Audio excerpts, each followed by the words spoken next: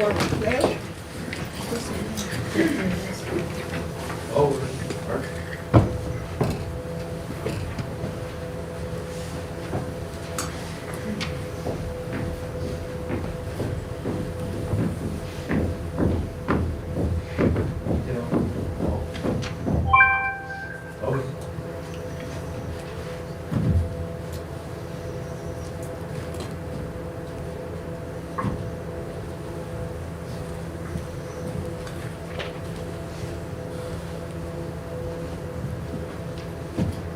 Oath.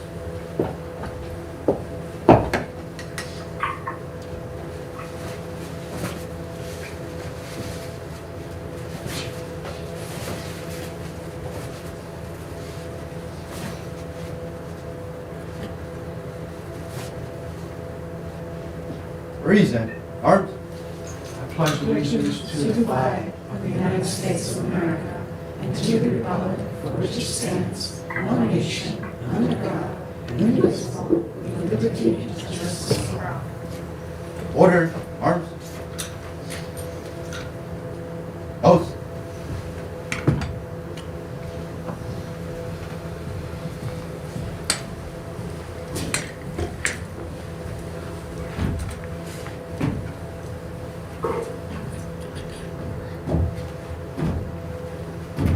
Right.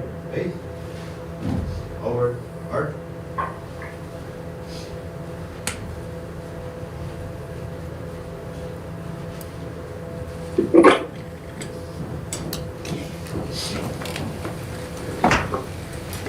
Juanita, would you do roll call?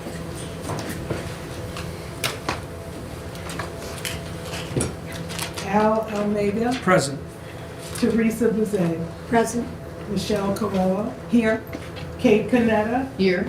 Gladys Cooper. Here. Dr. Mary Cronin. Absent. Lauren Daly. Here. Myself, Renita Harris. Rich Janelli. Here. Okay. Julie Emiliano. Here. Louisa Britton. Louisa. Here. Okay, thank you. Move on down. Kate, would you read the script for public participation? The board welcomes public participation and asks that speakers please limit their comments to 3 minutes. Speakers may offer objective comments of school operations and programs that concern them. The board will not permit any expression of personal complaints or defamatory comments about Board of Education personnel and students, nor against any person connected with the Danbury Public School System. Thank you, Kate. We had, if anyone would like to speak and didn't sign the sign-up sheet, you have the opportunity to do it now. Do we have anyone that would like to speak? Okay.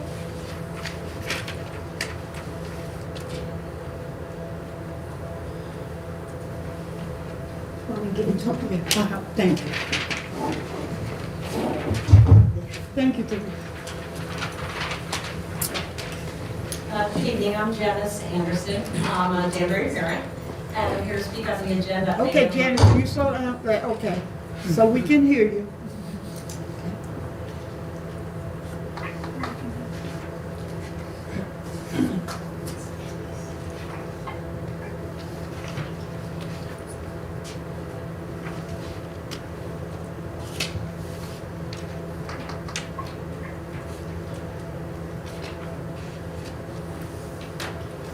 Sorry about that.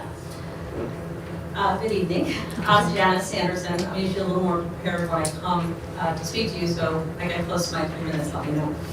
I'm here to speak on the proposed cell phone policy for the district. I had a chance to finally read it over this afternoon. I was one of the parents that sat on the ad hoc committee. Pleased to see that some of it seemed to be like it's going to be a little bit more strict than when we were talking, because there are a lot of different things. I do hope and encourage Dan Donovan, and I will have that conversation directly with him at one of his principal breakfasts, that at the high school level, that they really take it seriously not to have it in study hall, that I even would like to see it go further where they're not allowed to have them out at all during the day. The two things that I read and see that are the most difficult about these policies, well, the one I see that's most difficult is parents. The two parents that sat on the ad hoc committee were both parents who think that there shouldn't be cell phones in schools. She has managed for a long time to keep her children not having cell phones. I found that it's just so difficult with them, everybody around them having them, for them to feel like they've got to fit in. I'm also seeing that my son already struggles in school, the idea that, just using his cell phone during study hall when he could be doing other things like, working on work would be, there doesn't have to be the whole time, there can be some fun, but that would be really beneficial. So, but I am glad to see that the district's moving forward. There are so many studies out there, which I have shared. I hope to email all of you, but you didn't have links, so I was going to have to cut and paste. So you'll get them later in the week. But there's so many studies out there that how good it is and how much better schools are doing without cell phones. And I'm sure I know there are teachers behind me, and at the elementary level, when I sub, it's crazy. And I know that the teachers, I'm sure. The other thing I heard was Mr. Donovan and also over at the East Principal, the idea that kids' bosses need to get in touch with them, so they don't, any more than I really need to get in touch with them. It's easy to. It's easy to say, oh, she's at lunch, I can text her, but I don't have to. So thank you again. And I also encourage you all, we have 4 amazing musicals coming up at our middle schools. Seussical this week. Beauty at Rogers, Beauty and the Beast next week, also at Rogers, but by the West Side Middle School Musical Theater, and then of course Harrisburg High School in early April, and at the end of April, I believe it's Shrek at Brumby. So hope to see some or all of you at those productions. Thank you. Thank you for bringing your concerns and activity to the board. Anyone else would like to come before the board? Seeing none, we move on down the agenda. Lauren, would you do the consent calendar, please? I make a motion that the Board of Education approve consent calendar exhibits 25 through 28, 25-28 through 25-32 in accordance with the below. Sorry. Motion made by Lauren, could I second? Seconded by Teresa. Any questions concerning the consent calendar? Seeing none, all in favor, could I hear aye? Aye. Opposed? Motion so carried.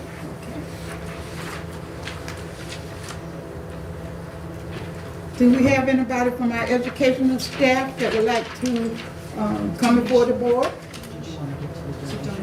It's part of this consent calendar. Yeah. No? The consent calendar, isn't it? Yeah. I'm sorry?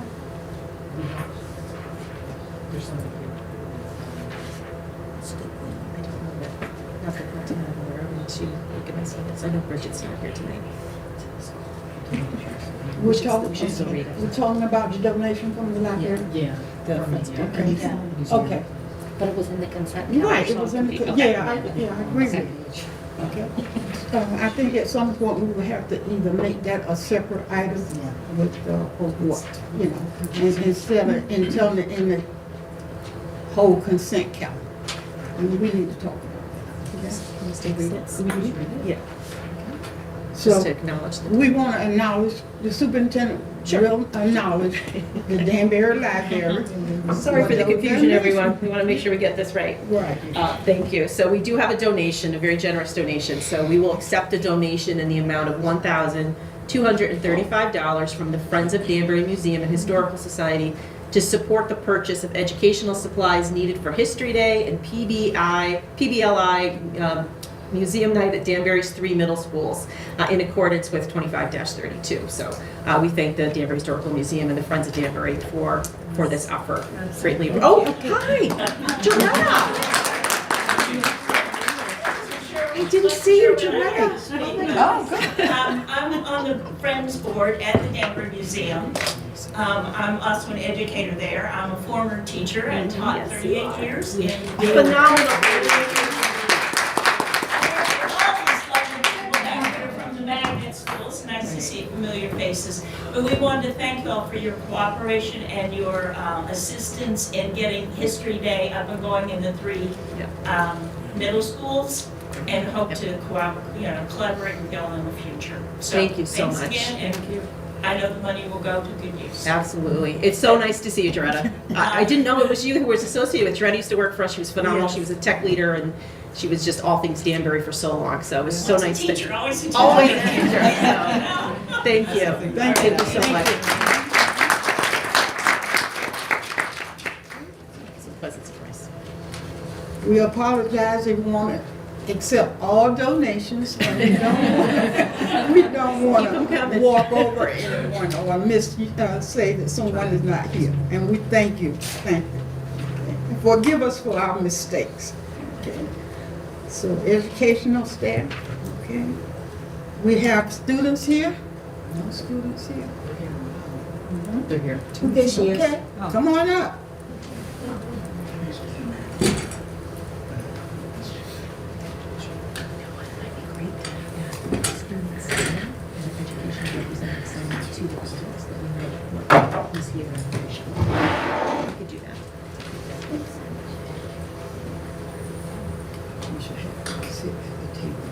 I'm Ollie from ACE, and we have a new Board of Ed rep because Ariana has graduated.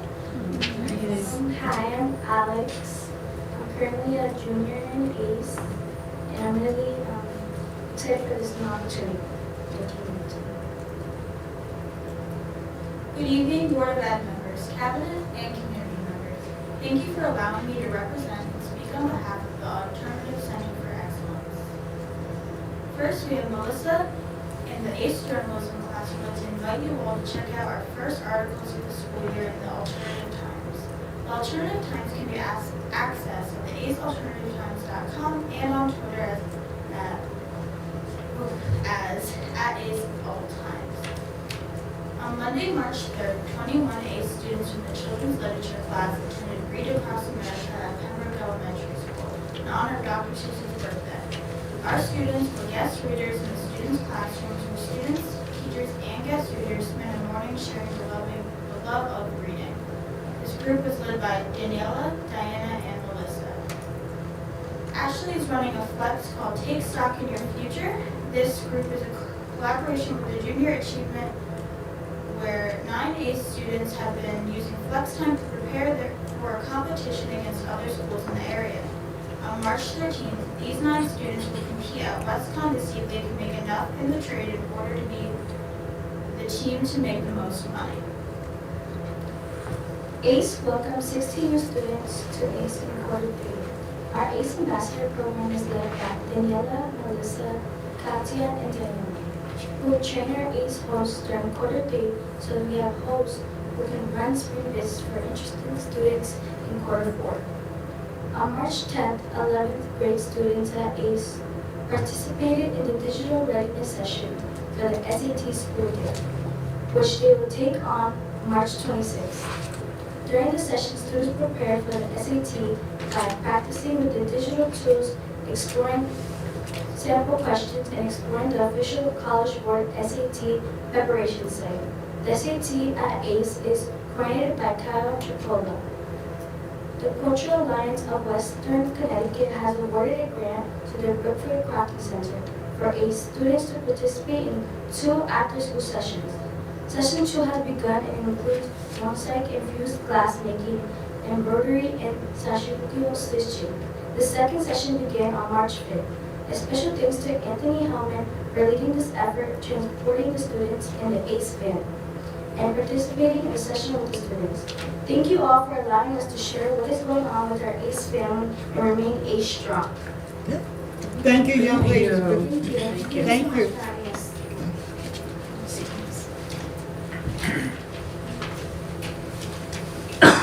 We'll move on down the agenda. We have the superintendent report. Okay, thank you. Good evening, everyone. So before we get started under the superintendent report, I just want to take a moment to acknowledge the hard work and dedication of our board members.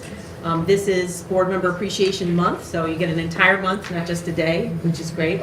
And you know, we have about 166 boards of ed in Connecticut, and so there's a lot of work happening behind the scenes with really dedicated people I think, when we come together 2 times a month, I don't think folks really know how much work goes in behind the scenes, things that, we have to do, things that have to be read, contracts that get negotiated. So there's a lot of time and effort that's put into being a board member, which is a volunteer position. And our boards are public servants and dedicate a lot of time, energy, and effort, and most of all, love to our schools and to our staff. So I just want to say on behalf of my cabinet team and the Danbury Public Schools, thank you very much for all your effort and time that you put into our school district. There's a little gift on the side for you. It can never be enough, but a little token. You could probably display our DPS emblem wherever you go. So thank you so much. Thank you. So we're gonna get a gift every board meeting? Well, let's TBD. TBD. Nothing wrong with smiling. So thank you very much. Okay. All right, so AIS update. First, I want to welcome the AIS staff in the back. They're largely populated. We've been updating on AIS for a while now and kind of reporting out some of the struggles around continued enrollment from out-of-district placements. We've talked to the staff. We've been, I've been hanging out by the registrations and the lottery process to try to see every day how that's going. And we're not much better of a place than we were just a short time ago. And so, we do have to, we're at crossroads. We mentioned that the last time that we were here in terms of what to do. So, we receive funding in the form of a magnet tuition grant for the school. And so we get a reimbursement rate. I wouldn't call it a reimbursement. We receive our allocation in the form of the grant. And so for every student that we get that's out of district, we get a particular allocation. And this year, we'll tell you what that is. It changes a little bit every year based on an enrollment, which is the concern. But the magnet operating grant is $1,588,332-ish. The tuition revenue that we get, which is the additional amount that the participating towns send us for the number of kids, is around $97,000 and change. So in total, what's not supported by the school system is about $1,685,598. What the total operating cost of the school is, salaries, benefits, purchase services, supplies, property equipment, everything that's kind of affiliated with the school itself, is about $4,383,894. So about $4.3 million, almost 4.4. So we contribute as a school system 2.6 million, right? About 2.6 million. So if we, that's a number that we need to kind of keep in mind, that's the number that we currently already spend out of sort of general fund for the school. And the state and tuition is about 1.6-ish. So the question is, in the face of a declining out-of-district enrollment, right, some of those numbers will continue to go down. Last year, the state of Connecticut, through legislation, told us that we had to reduce the fees that we can charge participating districts. I believe it was we could only charge 56% of that. So we only get sent, Mike, what's the number? $1,250. It's like $1,200 per student. So it's a very small amount that we receive from the participating districts per student. The bigger amount is what we get in the operating grant to sustain the school. We're currently under enrolled at the school. We went down a kindergarten class last year. That moves up to first grade. It's very hard to repopulate those numbers once that happens. And so if this pattern continues, we'll be down a grade every year, and we need to get our arms around that very quickly. That would reduce the number in terms of reimbursement, but also, holding seats for Danbury students that we could be populating in this school. We have a very large list of people wanting to get in and who have applied. Our schools are a little crowded, many of the other schools. And so, we have to ask ourselves at what point do we need to make a decision around what to do. I did contact the state of Connecticut because I had heard at some point, and I remember Dr. Sal saying, there's a certain point in time when you can take the school. And so I didn't really understand what that means. So here's what it means. Call the state, and after 20 years of the data construction, we do not have to operate as a magnet school. We could take it back as a Danbury public school system. And so, in my calculations, it would appear to me that we could take the school back and take on, right now, the 1,685,598 number. That's what it would cost us at this moment. There's a process for all of this, though. I have a meeting coming up in like a week and a half, set up with another person, because if we did take the school back as a Danbury Public School System school, there's a whole order of operation that we have to engage in for participating town agreements that we'd have to, undo. We'd have to communicate that to families. So I want to be clear, we're not closing AIS, and that was kind of a little bit of a rumor that whipped around that we were going to be closing the school.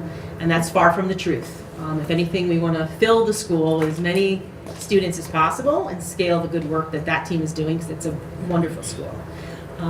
Staff is naturally concerned about the future of the school, which is why they're here. We've gotten some wonderful suggestions about all the different things we could do and try. And so there are definitely some possibilities to do that. We would have to potentially, think about a phase out. This wouldn't be an overnight situation. We'd have to consider how we would recoup the funding or make an adjustments for the revenue loss on the magnet school. So it's a complicated process, but one that we're engaging in now with the state to learn more about what we would have to do. So it is possible. That's what I know at this point in time. And then I have a meeting set up to really go over logistics if it was something that we were interested in. So that's kind of where we're at. I know it's a lot to digest all at once, but this is sort of a, something that we've seen coming, and we're at a crossroads. So, Sorry. Okay, Teresa? so 20 years is this year. Oh, thank you for saying that. The 20-year date, ironically, is April 5th, 2025. We are right here. We are right here. So we have options at this point. It's amazing. When I called, I didn't expect her to say that. Michelle? Yeah, so what is the threshold? How many students do we need? How My many do we goodness. need to Sure. make It's a that? 70-30 ratio, so you have to have at least, you can't have more than 70% of Danbury kids. And so it's 30% on the other side for the out-of-district. And what we're experiencing is this, like right on the line every year. And then what happens is, to not go over the threshold, we've been on a corrective action plan for this. You have to maintain those. One of the things I'm concerned about right now is that we're on the bubble again. We were not going to be able to open up, 3 kindergartens across. But in addition to that, with the students who've applied now, people back out in August. So what happens is, unfortunately, kindergarten kids, preschool kids get together at the playground over the summer and they make a friend in their hometown, and all of a sudden they go, I think my child's going to stay in Brookfield, or my child's going to stay in New Fairfield, or whatever. So sometimes that happens, and at the last minute, we get a few that kind of pull back. So it's a very fragile situation. And So are we looking at like 10 students? Like, I don't know what the 30% Sure. number represents. Yep. What I is think our that- goal, if we're far or close? And then is this a trend that you see happening across the state of Connecticut, or is this specifically kind of happening in Danbury? Yeah, so it's a good question. So when we called, last year we were placed on that corrective action plan. So I did a lot of asking questions about, how are other people doing this? And they said, well, there's 30 other magnets on the corrective plan action. So we're not the only ones experiencing this. I talked to the superintendent in Waterbury, and they're going through the same thing. There's a lot of schools that are on corrective action plans right now. So I don't know what the future, where this is going, but in our town in particular, we have an issue. But we're not the only ones. There are 30 people across the state, 30 districts, I should say, or at least 30 schools. I'll correct myself and say schools, not districts. Yeah. Yeah. Thank you. Sure. And I can mail out the charts on where we're at with numbers and stuff too. Thank you. And they haven't changed since the last time we presented, and I think those numbers, the chart is pretty much the same. Okay, thank you. Sure. Julie? So, Dr. Ismail, I have a question. So, which means if we go, in order to maintain the magnets, we have to stay under the 70, or at least under 70. So we're not covering the 30% that is the rest of the towns. Right, That's so what I don't 30% have to be from out of district. They have to, the whole point is to mix and integrate. So we have to have 30% And of the talk student about population from out of district. out of district means Fairfield, So our New Milford, participating towns, Brookfield. right, so, exact, so New Milford, New Fairfield, Brookfield, Newtown, Bethel has some census kids. Participating districts, we have Brookfield, New Milford, Newtown, Bethel, we have New Fairfield, we have students from Waterbury, Woodbury, Reading, Stanford, Trumbull, and Naugatuck. We have official agreements with the districts that surround us right here in Fairfield. And we serve what from what scale, from what school, from first to fourth? So we're kindergarten through Yes, fifth grade. kindergarten to Yeah. fifth grade, Yes. and we're not able to go with the 30%, thank you. Yeah. Well, we have to maintain the 30%, but to do that, we can't accept more Danbury students in. So we always have to maintain the ratio. So on the same question, Sure. have we shared this information with every other, with the rest of the districts? So they are aware that we have open seats, and we have to and publicly promoted all these open seats that we have to the rest of the town? Yes. Because if we go, my question is because when we go to other schools out of Danbury, some of them, we have an increase of the students. Mhm. So in some of them, we almost getting up to the threshold. So maybe it might be that we might need to put more effort, but you just said that it has been promoted officially for the last, first 1 or 2 years, last 2 years? We had a great run. We're in the, it was heavily promoted. We had kids and they were coming, right? They were coming, the kids were coming. The last couple of years have been very challenging. We noticed that, I would say, a tank off, unfortunately, kind of post-pandemic. We had a hard time getting back in to school, if you remember that. We lost kids then who were like, I'm going back to my home district because they have in-person learning. And I don't think the staff is shaking their head that it has not been the same since then. Because my only concern is if we open and go back and forth, we pre-pandemic, it has been published that we will have an increase of kids coming out like in 1 or 2 years going to kindergarten. Those are senseless, numbers that are coming up. So if we put in perspective, like if we, what are the steps that we're taking and in the future if this is gonna affect us? It's like, I'm not quite sure if it's something that we should do now or we should wait. That's my only. So my meeting next week, I have to double check the dates, but it'll be clear to me if it's really complex and it's gonna take more than what we can do between now and the end of the year to make that decision, or to put steps in place to make a decision and do it well, to roll out something, then it would be, we'll have to make that determination. But if it's as easy as you just have to sign on the dotted line and communicate with everybody and then develop a phase-out plan if we wanted to do phase-out. Well, I would never recommend abandoning the families and the children that are in that school now. But I would consider a phase-out model over time and honor the commitment that we've had with those families and phase out. It also allows that revenue stream to continue to come in from the state so that it's not a 1.6 overnight. We'd have to look at the financial of what a phase-out of a slow reduction looks like over time. Yeah, but that also means that we're gonna have another 70% increase on our public systems, which If we backfilled. So we have to, I need more information to know what the complexity of our commitment is in unwinding what we have in place now. Okay. And I'm not quite there yet, but I didn't want to wait much longer to say, because we are rounding to the I final look third forward of the to year. hearing more about it. Yeah, sure. Thank you. Juanita? So I just wanted to add, I remember all of the marketing campaigns that went out. I remember saying to you, gee, I saw it on TV, I saw it in the newspaper, I saw it. And in speaking with the principal at the school, she made every effort to go out and speak to the communities where students could come in. We solicited daycare centers thinking, as kids were leaving daycare and coming in. And I think the word is sustaining the 30%. So we may start out, but we just can't let that number drop. And so as we move forward, I'm waiting to hear a lot of good information also. And if it would require, when you come back with the report, if it would require any redistricting. Right. Thank you. That's all tied to a larger plan if we had to go in that direction. Yeah, I'm sorry, Mom. Oh, you're fine. So, to add to what Juanita said, I know we're early and we don't know what's gonna happen, but the thought of it being a lottery school or just a neighborhood school would also help make a decision, like, however that works out would help.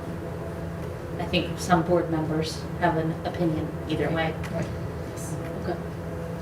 Just my suggestion is, we hear bits and pieces until the superintendent get all information and it's clear information. We can't make a judgment, nor can she make a judgment. And I think when we talk about 30%, we're talking about, 20 years ago? I was sitting on the board when we started this program. And it was because Chef versus O'Neill. And this is how the surrounding towns became a part of it, because they didn't have any diversity in their school. So now those times have sort of gone away, because Brookfield and, they not built new schools and blah, blah. And so now, diversity is not their goal to get their kids out of their school to come to Danbury. That's not their goal. So 20 years makes a difference. We know from COVID how it has affected us individually. So I would say until the superintendent gets full information and bring it for the board, we need to understand that we can't go out and say we're closing the school until she brings all information to us. Any other questions? Yes, Michelle. I also remember when they were opening that school, I tried the lottery big time. It was really exciting. And I, just want to say, I know we had to maintain, I think you said 30. I thought we had said it was 75-25. It's and then 75-25 and cushion. we're at 70-30. Okay. So I'm sorry about that, No, yes. that's good. Yeah. No, because I know we had a cushion just in case we Yes. can't fall. Correct. So in our Yeah. minds, it's 30, but in Yes, reality, you're it's correct. 25. Great. And then I just, for me, it's a public school and it's choice. So, I know that they've done such a fantastic job. I always get so excited to go over there and be a judge or participate. So, I just think it's a fantastic school and Yeah, it's a great school. we're going to Staff try to are keep everything. that choice. Al? I'm not understanding the concept that after 20 years, the state says you can have the school? Is that what they're trying to? Yeah, so That's basically what I'm the state understanding. built, the state built the school. Right. And we, so it's officially state-owned. We maintenance it and we have to treat it like a Dearborn Public School System, but the state kind of runs the school. Once the, kind of the value of that investment over, I guess, 20 years is the period that they deem where you could make sort of your own decisions at that point as to how you want to operate the school, if you want to operate as a magnet or not. 20 years was from the date of construction is we get to change that dynamic. So, I'm in support of still keeping the magnet school, with the surrounding towns. But I think that if that's the case, that we after 20 years, we can own the building, I would think that the 70-30, 75-25 would go out the window. Oh, 100%. Yes, that would be So, exactly. so instead of getting the 30% from out of town, we Right. piggyback with our students. With our kids, right? Okay. And that we have I families just want to make know. sure I understand. Yes. Okay, yes. thank you for clarification. Could I ask people that's on Zoom, do they have any questions? Mr. Janelli? No, he doesn't have a question. Louisa? No, I'm okay right now, Gladys, thank you. Okay. Janelli? No, so thank you. I'm going to take my question for the finance meeting. Thank you. Okay. Julie? Can we get can Dr. Casimiro, once you get the report, can we get what has been the impact based on the last, let's say 5 years, those children coming out of the Barrington school versus whatever the public school system offers, like how, what has been the progressions versus one and another, because we got into Amanda's for a reason. So I just want to see how impactful has been in the last couple of 2 years, 5 years, if we're putting apples to apples. In terms of student achievement or Yes. attendance? Yeah, Just the numbers, they the might have general like numbers? a minimum difference in curriculum and so on. But they have been like, when they go out of the Magnus, they go usually into Danbury regular, no? Not the out of town students. It's just our DPS. So for example, of the in-town, they go into our system, right? Right, if you attended, yes, as a DPS student and you're Yes. at K-5, you're And going to then walk you into our can middle see school. what has been the big impact that Magnus has created into a child, coming from Magnus versus coming from our system, right? You From the definitely traditional compare one. data, Yeah, DPS, you from school to can school, pull up. 100%. And AIS is a very high-performing school. Because that's what I really want to see, the 70% that has been impacted through the Magnus, how impactful has been into, from the kids that has been falling into our system, because something that we have to put in perspective is, once we go back into our traditional, are we gonna lower, or are we gonna try to keep up with their standards? I can tell you that if we fill that school with DPS, 100% DPS school, that the magic is sitting over there in those seats. And magnet, no magnet, it's what's happening, it's the belief system of the staff, it's the investment level of the teachers, it's leadership, it's all of that tied together. And they've done a great job in that. There's a spirit there for sure. And so I have no doubt that when we put our DPS kids in there, fill that up 100%, that we would get pretty close results. Thank you. Yeah. Any other questions? Okay. Okay, the next one. Okay.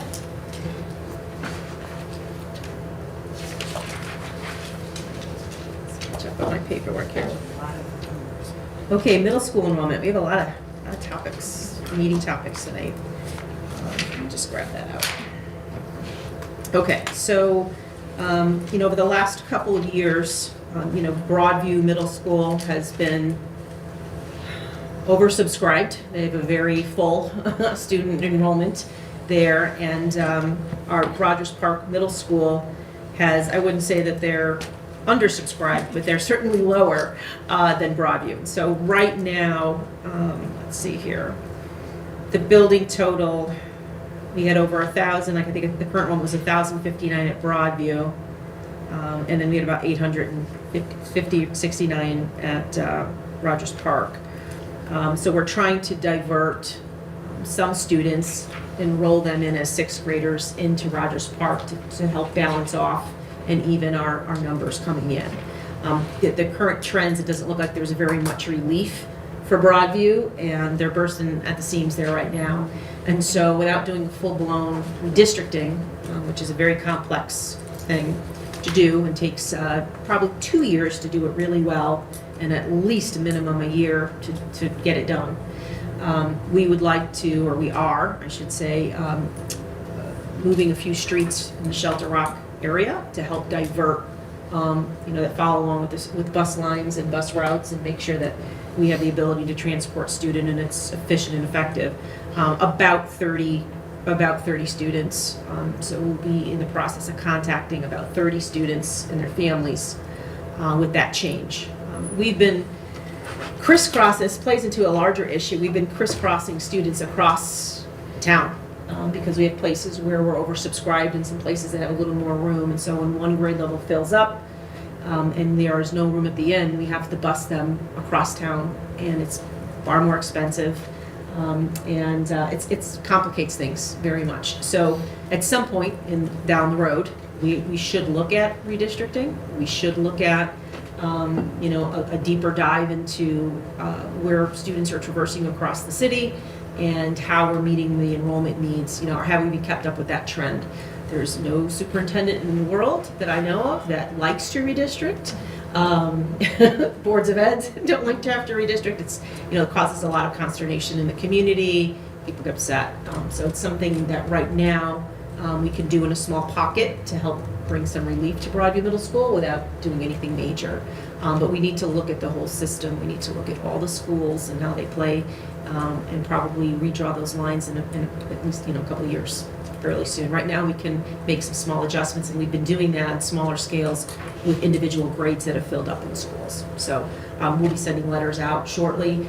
Families who do have a sibling, there are 4 families that we noticed have siblings. So they might have an 8th grader at Broadview, and they would have an incoming student in Rogers Park in 6th grade. We'll give that family the choice to continue to stay or bring both children together. So they'll have that option. And it looks like now it only affects about 4 families. Michelle? Thank you.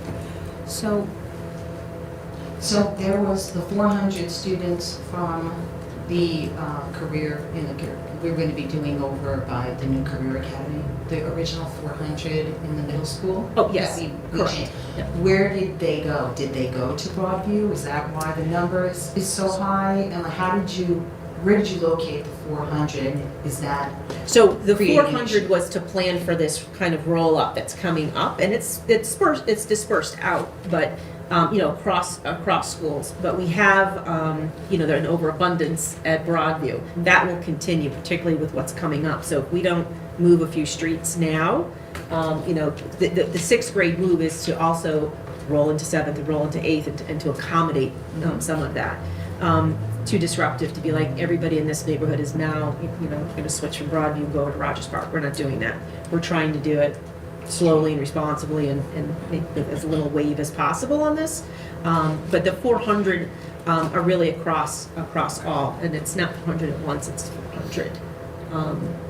And it was 360 students for that site, divided by the 3 grade levels. So it's not a huge number, but we're trying to tackle some of that through these efforts.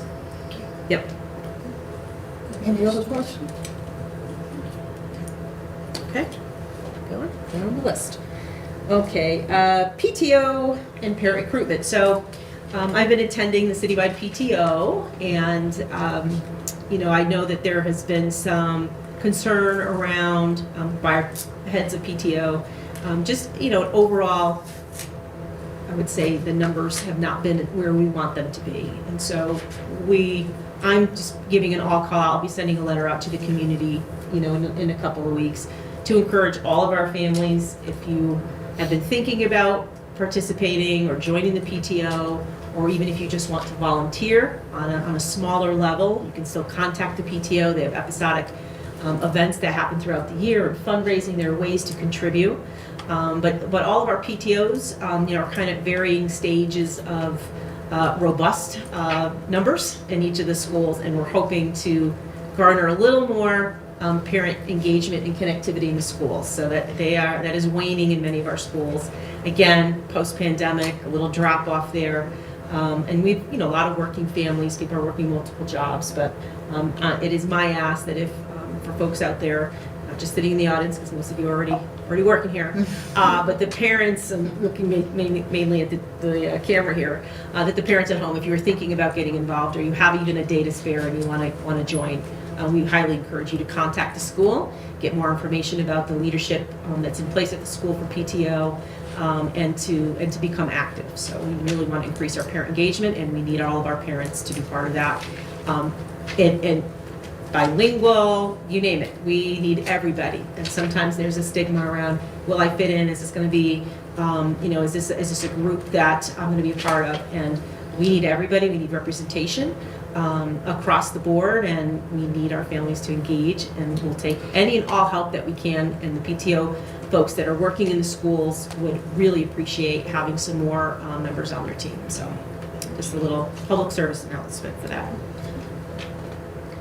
Okay, and the last update is on our Alliance allocation update. So we've been going by the published number of 5.7 million for our next scheduled increase.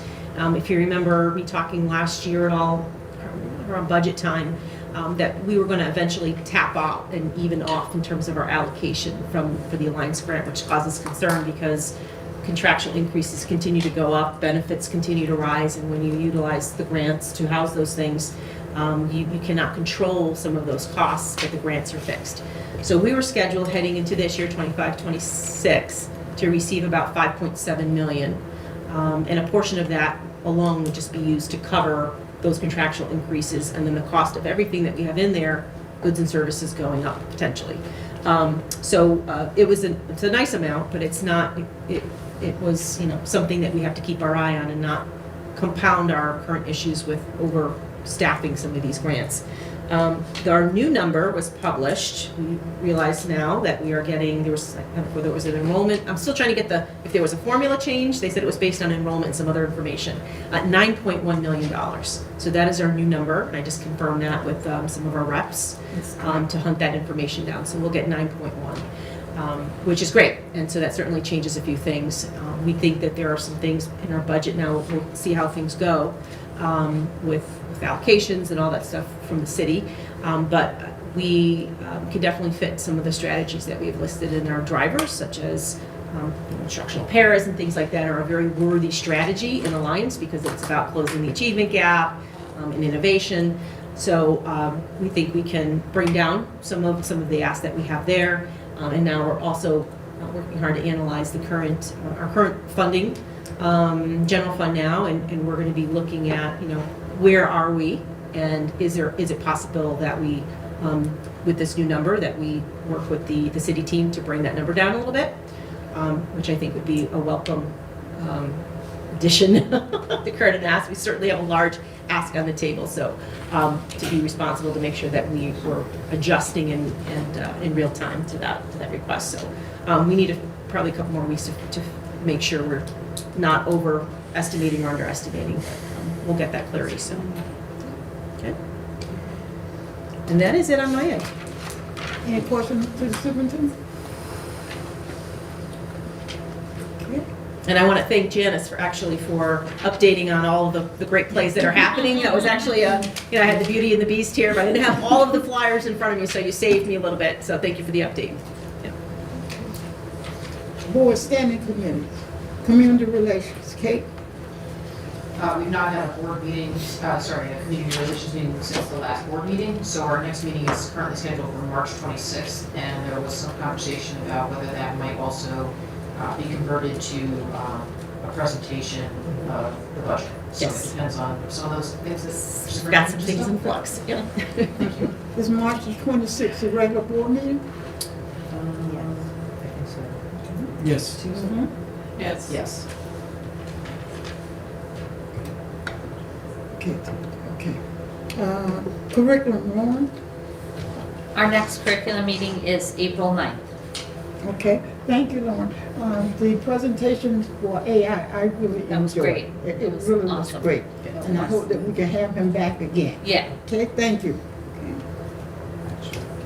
Finance Committee, Mr. Janelli or Kate, or who's He's going? here. Yeah, we have nothing since our last meeting, and the new scheduled meeting for this month would be March 19th. We're just not sure whether it's going to be virtual or in person.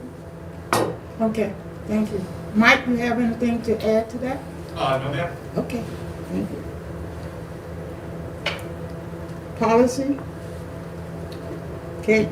We had our March meeting last week, and you will see there are two different sets of policies on here. Some are for a second read, including the cell phone policy, so I do hope everybody had an opportunity to really look that over, because it's going to be substantial as far as the changes it's going to create across the system. And then there are going to be a bunch of first read policies that are continuing in the 5,000 series. And I guess when we get to it, we can note that there is a potential policy up for being revoked. So we'll talk about that when it comes. Our next meeting is April 2nd. Okay. Sites and facilities, I would try to briefly run down sites and facility committee meeting because Louisa is not feeling well tonight. And we had the sites and facility committee on February the 24th. And out of that discussion, Jabbert talked about items that had been broken and that had been fixed. at Danbury High School and at the, the middle school. Yeah, And he talked about, we got into a long discussion as to when the invoices is placed and how long they would take the invoice to be recognized within, to make sure that the items that on the invoice is taken care of. And it was sort of a long discussion, and I'm not gonna go through all of it, but there were certain things that we completed up at the Danbury High School, Ellsworth Avenue, and then the approval of the board for the administration requirement up at Ellsworth Avenue. And then we talked about the building repairs. And Mike, do you want to dive in and talk about what happened up at Sure. We talked a bit about the work order system alongside the need for a capital master plan. At the next meeting, we'll provide some high-level data about the work order system, number process, that sort of thing. And then we'll continue our discussion in light of the ad hoc meeting that we have coming up, I think, in a week or two, about working towards a sort of larger facilities plan, something more of like a 10-year facilities master plan that would help us figure out exactly what we're going to need, how long certain things will be before they expire, when new roofs are going to be needed, and then we'll have this full outlook of what the buildings here in the district need. So that's really what we're working towards with that ad hoc, and we hope we're going to be able to do that. As we said, those are really expensive projects. So, we'll see where this budget lands and what we can work out with the city getting towards a plan like that. Thank you. And we don't have a committee meeting for March, am I correct? Correct. Okay, thank you. Okay. So there's, any question concerning the Sites and Facility Committee? Okay. What's next? So now our action items. Kate, will you do action item A? I'll make a motion that the Board of Education accept for second reading and adoption policy 5112, students' ages of attendance, admissions, and placement, as recommended by the policy committee and in accordance with exhibit 25-33. Motion made by Kate, could I hear a second? Second. Seconded by Al, any question concerning that policy? All in favor, could I hear aye? Aye. Aye. Vote. Okay. Policy B, Lauren? I make a motion that the Board of Education accept for second reading and adoption policy 5113, attendance and excuses, as recommended by the policy committee and in accordance with 25-34. Motion made by Lauren, could I hear a second? Second. Seconded by Al. Any question concerning that policy? Seeing none, all in favor, could I hear aye? Aye. Aye. Julie, could you do action item C? I'll make a motion that the Board of Education accept for second reading and adoption policy 5113.2, truancy as recommended by the policy committee and in accordance with 25-35. Motion made by Julie, could I hear a second? Second. Seconded by Kate. Any question concerning that policy? Seeing none, all in favor, could I hear aye? Aye. Aye. Aye. Motion so carried. Teresa, would you do items D? D, policy 5131-81, electronic devices. Motion that the Board of Education accept for second reading and adoption policy 5131-81, electronic devices, as recommended by the policy committee and in accordance with 25-36. Motion made by Teresa. Could I hear a second? Second. Seconded by Al. Any questions?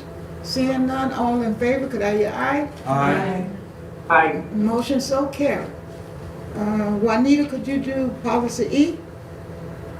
Make a motion that the Board of Education accept for first reading policy 5114, students, suspension and expulsion / due process as recommended by the policy committee and in accordance with 25-37. Motion made by Juanita, could I hear a second? Second. I heard 2 seconds. Who was it? Julie. Julie? Julie, motion made second by Julie. Any question concerning the policy? Yes, I do. Seeing none. I know. Rich Oh, has a question. Mr. Janelli has a question. Yeah. Yeah. Yes, Mr. Okay. Janelle. Mrs. Cooper, I've got 2 questions. Is it possible in this policy to consider adding the word code of conduct specifically in there, because it comes up so much during our expulsion meetings, and I was just wondering if it could be specifically highlighted in here that these are one of the documents and conditions that people should pay attention to. My second question is, in the list of offenses like firearms, vehicles, narcotics, etc., could we add or should we add the word bullying, whether it be physical or cyber social, to that? This is for first reading, right? This is for first reading. So if we're gonna make changes, it can go back to committee. Yes. Am I right? So we can send it back to the committee, okay? And those changes would be made if Kelly and think that's necessary, yes. Okay? Yes, Mr. Janelle. Thank you. Okay. There's a motion on the floor, I so don't think there's a we statute. have to defeat that motion and then make a second motion to refer it back. That's why it's not on policy. And then we'll have to make another motion. I have to, well, we made a motion. Yes. I seconded. All the person have to do, I think, is withdraw their motion and we send it back to committee. Yes. Right, it's just so easy. Am I correct? Yes, we take the motion back and then we. Kim? I think Janelle. You can send it back to committee if you have more discussion. If you want to propose, if from the floor you want to propose a change, you can do that here and use the discussion time here and then on the next reading approve it. You don't necessarily have to go back to the policy committee to do that. We can make, That's why we have 2 readings here, so that you so can we'll make make it the and then- change here and there. Yeah. And then just accept the motion as it came through and then make the changes. At our And if you'd second like reading. a more protracted conversation, or if there are objections or something like that, you can always send it back to the policy committee to have that larger conversation if you feel it's necessary. Okay, so motion stands and we can make the changes here, Kelly, okay. And then we'll bring it back to, I'm sorry, I can't hear you. We're just trying to understand the process, so if, Well, Kim just told you the process. I'm not sure everybody's clear about it, that's all. So if you want, you have it on for a first reading, this policy. You have a question or a suggestion Right. about an amendment, you can have that discussion in your discussion on the first read. And somebody can make the proposed amendment, and when you get to the next reading, the second reading, you can vote on that as amended. Right. Or if you'd like to have a larger discussion about it, do more research, find out any more, you can decide here that you want to send it back to policy to explore it further, to make a recommendation back to the board. But as such, How do we do that after a motion's been made for the policy? why Do we don't just you withdraw it? withdraw the motion Okay. and start it? Thank you. So if I'm not clear, the motion went through? Okay, and we answered the question that Mr. Danelli answered. Withdraw, you gotta withdraw. He's got, I think that we want to withdraw it. Yeah. Yeah, you Make a can motion withdraw, to yeah. we'll make a motion to withdraw the motion. Just as an error. Okay. Juanita? Move to. I second. We have to do it. Well, I will make a Juanita motion. did policy E. The policy. Okay, I make a motion that we withdraw the original motion for policy 114. Yes, right. Okay. Second. And who, can we get a second? A second at Michelle. Okay, all in favor? Aye. Aye. Okay, opposed? Thank you. Thank you, Kim, for your input. And the reason I don't want to look frightened because I have everyone answering and trying to come at me one time, So I need to be clear as to what I hear, okay?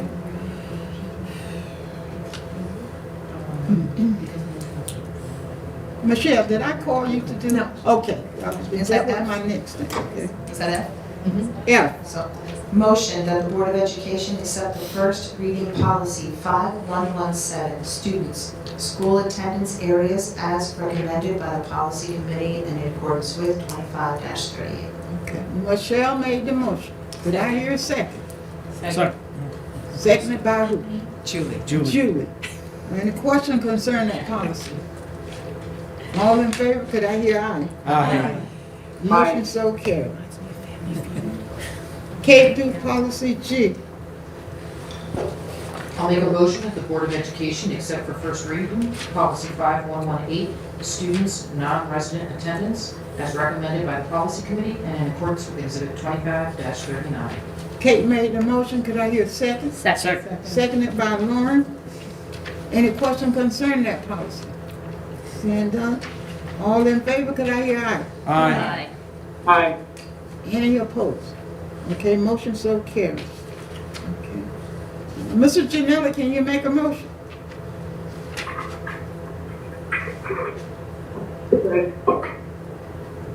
Motion 8, action item 8. H. H. Motion that the Board of Education accept for the first reading policy 5118.1, student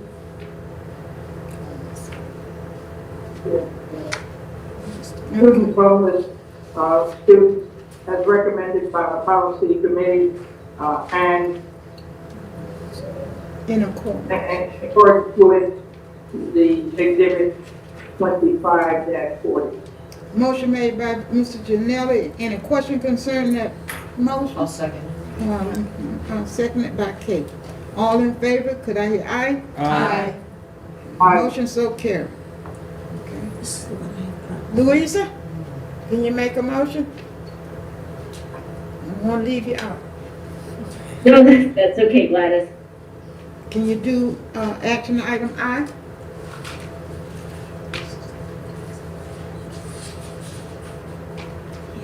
Yeah, hang on. Okay.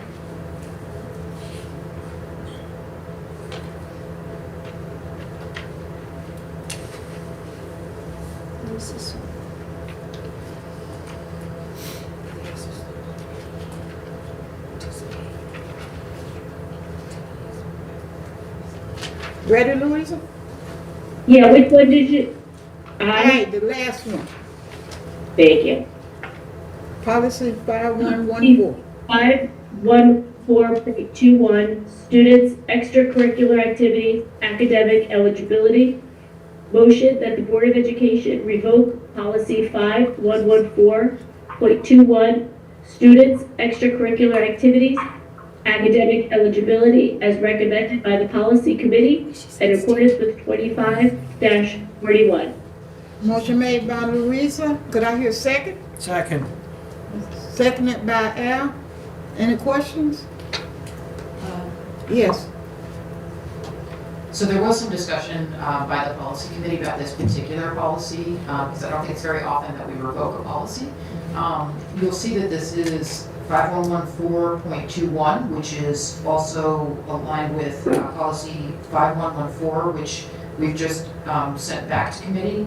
So I actually think maybe we should take this one back to committee as well and have a complete conversation since those two policies are connected. Is that a motion? The policies are connected. The rationale for the revoking of 5114.21, this motion, is because the content of this policy is now included in the other policy. So I think you could bring them back collectively to the policy committee, or you're going to adopt some version with some modifications of 5114. I think you could do it either way, but I just wanted to share that that was the reasoning behind revoking a policy, is it's duplicative as it's already covered in the master policy. Teresa? My feeling was to have it separate, to keep it separate, to be more specific. That was my main concern. Yes. Oh. So what do you want to do? That's the motion on the floor. Michelle? This was the policy that was very similar, and we took some of the wording from the .21 and we changed so that it would be inclusive, and this was kind of feeling like it was repetitive, right? Okay, just want to make sure that's, thank you. So, it's a motion on the floor. And it was second, so you want to take it back to the committee? Or we can make the change, well, I'm okay either way, I just wanted to throw that out there as an option. So if the board wants to take a vote on it, yeah, but I also agree that this is again first reading, right? So we still can, if we have, for revoking, I believe we only vote one time. It's only a first and a second read if it's a policy we're keeping or a new policy that we're adding. so if everyone is comfortable with it the way that it is, except the recent, we can move on, right? So. we can Just read it and vote on it. Yeah, Get just them read back to. That way we can, Yeah. can we have them read? Yes. Okay, great, I don't think it's all.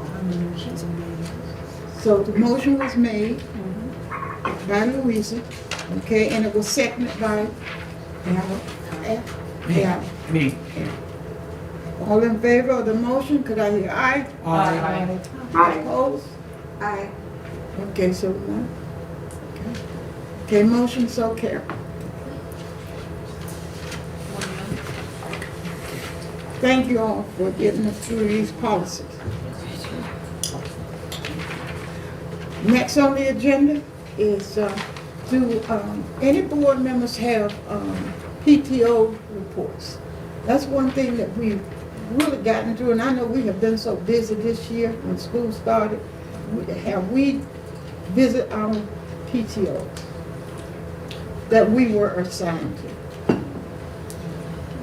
And you know, no. I can say as chairperson, no, because I have so many meetings that you don't have, and then I couldn't find out when my school was having a PTO. So did anyone else that were assigned to schools go in at PTO? No? When I went reading, Yeah, I read it, and I know that I did look at the schedule at the beginning of the school year, and I think twice we had meetings the same night, like scheduled. So So I guess I- I need to reach out and figure out how I can speak to them if I can't make those meetings. So maybe before the school year ends, we need to think as a board, this is not sort of working because we used to go, be very faithful going, and I don't know what happened. So we can start back as a board participating in the PTO meetings. And you go there to find out what they need us to assist them with. Okay? So, you know, maybe we need to sit down as a group and think about what else we can do, and that won't conflict with the time that we are meeting and the time that they are having their PTO. Everybody sort of think that's the ideal, or you got something new? Yes, Can I make a recommendation? Rich was, yeah. Go ahead, Rich. Okay, and Mrs. Cooper, can I suggest that this subject be given to the community relations so that we can take this up as a committee and get the feedback of the individual board members, and then we can assess the differences or the recommendations, and then come back and make a recommendation to the board based on the individuals on the board who have issues or suggestions they want to promote. Fits into the. Go ahead, because that's not my thought. Well, I just want to say for the Danbury High School PTO, the last meeting was in February, and I think the next one is in April. So they're not meeting every month, but they do meet on a Monday, which is more convenient, obviously, than Wednesday for us. I just have an observation, just because I've been attending these meetings for a very, very long time and been here for quite a bit, but, you know, the number of meetings, night meetings, the time that we're here, committees, subcommittees, all of that has really increased. And, you know, nobody wants to say, oh, another meeting, but it, you know, there comes a point where, and I'll be quite honest, I need to get to school events during the week. You guys need and want to get to school events.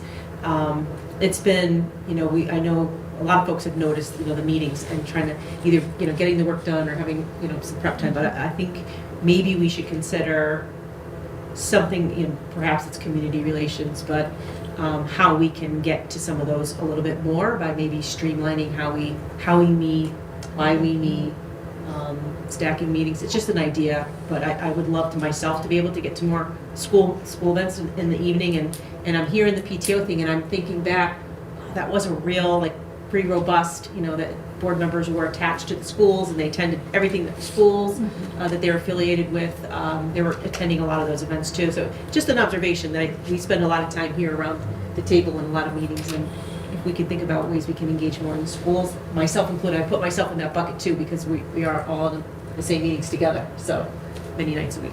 Just a thought. Well, I like the suggestion, but I also like the idea of having board members, and I just don't want to throw it to the Community Relations Committee. I think we could come at a meeting, an off meeting, and say, you know, look at what we want as a board member as to why we are going into the schools, and if we don't have the time to participate, we can sign up with the school. That's different. So I think we need to look at our structure and what we have signed up for and say, okay, that school is not working for me on this particular day, and see what else we can do. It might not be able to be a rep for the school, but do it in another way. So, you know, I just want to leave that open. Okay? I was just wondering if there's a database that, does the city PTO get the dates from all the other schools? If they do, why isn't that shared with the board? Well, when we go to the citywide PTO? I do attend citywide PTO. I don't attend individual school PTOs, but that is because, you know, the attendance has waned. When their meeting has dropped off. A lot of things have moved to Zoom, right? You want to connect with somebody, it's far more convenient to Zoom in the car, unfortunately, while you're picking your kid up from soccer practice. And so people are having all different types of methodologies for the way that they're meeting. But unfortunately, you know, when it doesn't happen on a Tuesday at 7 o'clock once a month, everybody knows that that's when it is, you lose the ability to, you know, have that, you know, kind of spontaneous attendance. Like, I think I'm going to show up at the PTO because there's something going on. So I think that and I'm not saying this happens everywhere, but that's my hunch that, you know, where and when and the method that the few people who are hanging on in those PTOs are doing, they're kind of trying to make it as flexible as possible to accommodate the remaining people who are doing it. So, you know, that's part of that was the ask tonight, was how can we make the PTO more robust? Mm-hmm. And if feedback is that, you know, we need to know published when they're actually meeting and that people can access and engage in a reliable way because they know when and where it's happening and there's an agenda or there's some topics on there. I think we would, you know, it's good feedback for that group, and they're looking for some feedback. You know, they've reached out and said, how can we do some things differently to get more folks? I know you had this on the agenda with the PTO stuff, right? I'm just brainstorming right here. I thought, and the thought process is to try to do more events in those particular schools to draw the parents in, and I'm not sure if it's happening. I know that we had a bad winter, and I know a lot of people are starting to come out of their hibernation process, and I was wondering, you know, maybe you know, the administrators at the school can try to brainstorm some kind of events to try to get, you know, more of the parents involved, you know. And again, it's just a thought process. I think everybody with the PTO is having a problem. Every district has the same problem, you know. And now it's getting to a point where a lot of our parents are working 2 jobs, so that's another problem, you know. And like you said, you know, they're gonna have to probably drive Jane to soccer practice in one place, and then drive John to across town for the other practice. So But I think that, again, just brainstorming, maybe we need to figure out ideas to events that would make, that brings the kids in. If you bring the kids in, the parents will come. But also, Al, I think the principals need to, whoever's is the head of the school, which is the principal, is to say, when someone or the administration or the superintendent secretary inform you that Mary John is here to represent school A, and they need to make contact when that person comes there. So, I'm telling you, I went a whole year and tried to contact a particular school to find out when they were having their PTO, and no one never gotten back to me. And we used to always, the secretary, and this is why I thought it was very important to have our elections and have people in place in January, so they would know and welcome you. So I went all last year, and I couldn't get in contact with anyone. Yes, Lauren. So I understand we're frustrated that we have a hard time getting the information from PTO minutes, from the PTO for their meetings and stuff, but as a PTO mom who's been that one mom on the PTO, who's running teacher appreciation, who's making sure the teachers have what they need, and who's getting this for the principal and who's doing that, the last thing I'm worried about is making sure that Lauren Daly knows Tuesday night at 7 o'clock we're gonna have a PTO meeting, because honestly, I'm glad the board is here, but I don't care that Lauren Daly shows up, because I need to go get the stuff for Read Across America Day, because I need to make sure Mary Cronin's happy. And if Mary Cronin's not happy, you're in trouble. You know what I mean, as the principal of Mill Ridge. So I understand we're frustrated, but we need to also remember the PTO people are volunteers, and we're the last on their line of who they gotta please. So we just need to be thankful that that one mom is there, or those two moms are running it. And there may even be a language barrier with the people that are running it. So I understand what we're all saying, but it's frustrating when I'm thinking about it as, like right now, I'm running a high school PTO all by myself. Congratulations. Thank They've you. done that. But you know what I mean? Like, it's hard for them too. So it's not like they're not telling you on purpose. Yeah, but That's to it. me, Lauren, it's the principal. If you are representing that school, someone should at least let you know when they are having their PTO meetings. It's not whether I'm there or not. And if January comes and school A know that I'm representing their PTO, someone should contact me and say, this is when, if we're not having a meeting every month, every 2 months, at least let me know that I'm having a meeting every 2 months. Because ACE don't have a PTO meeting every month. And, we used to go twice a year. So, just letting people know, or your representative know, that we are scheduled to have a PTO meeting at a certain time. And if it's canceled, it's canceled. Okay. So, enough of that. Yes, Judy?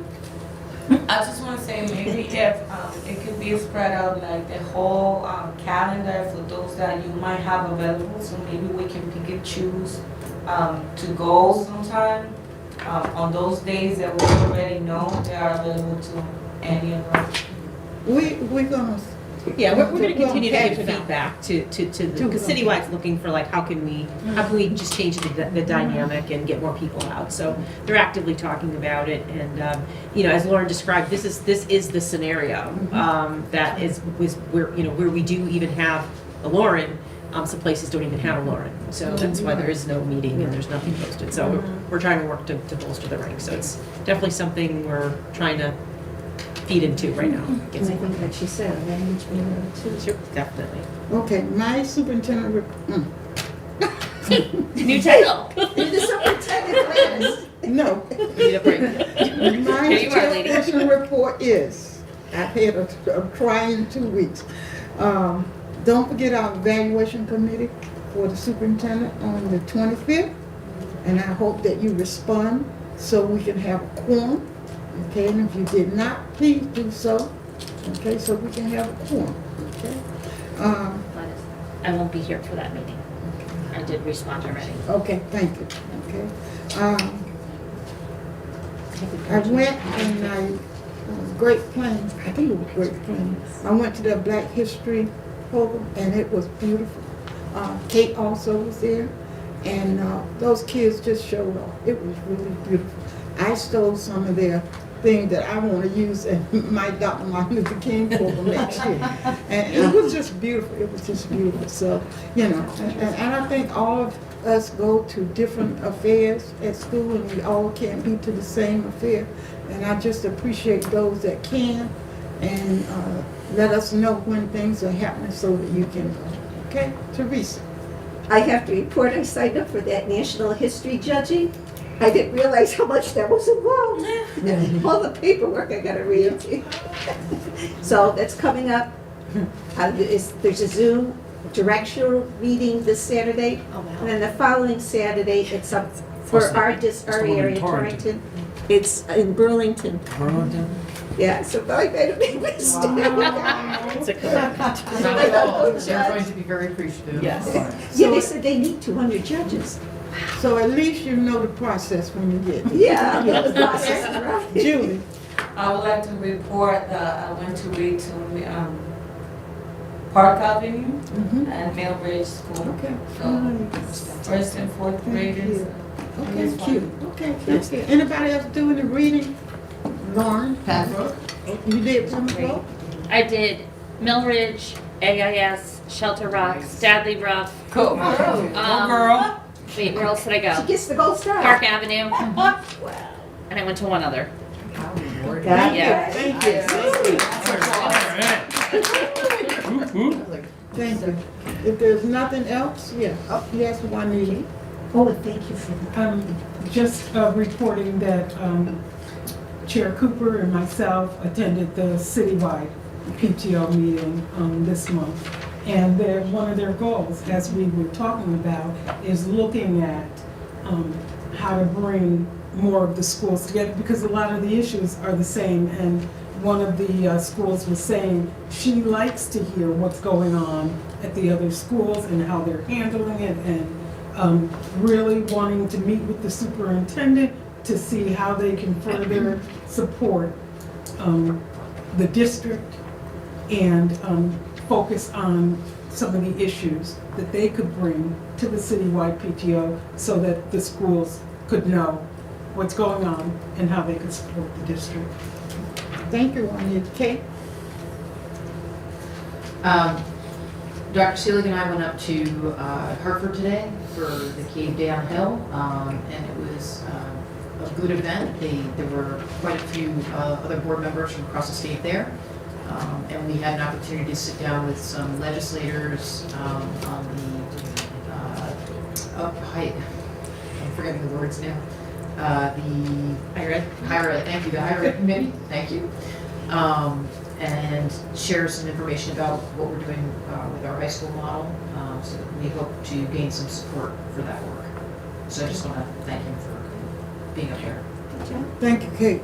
Thank you, Dr. Sealy. Could I have a motion to adjourn if there's Oh, nothing? yeah. Oh, yeah. You have the motion to adjourn. Motion made by Al, seconded. Good night. Oh, yeah. Good night. Have a good night.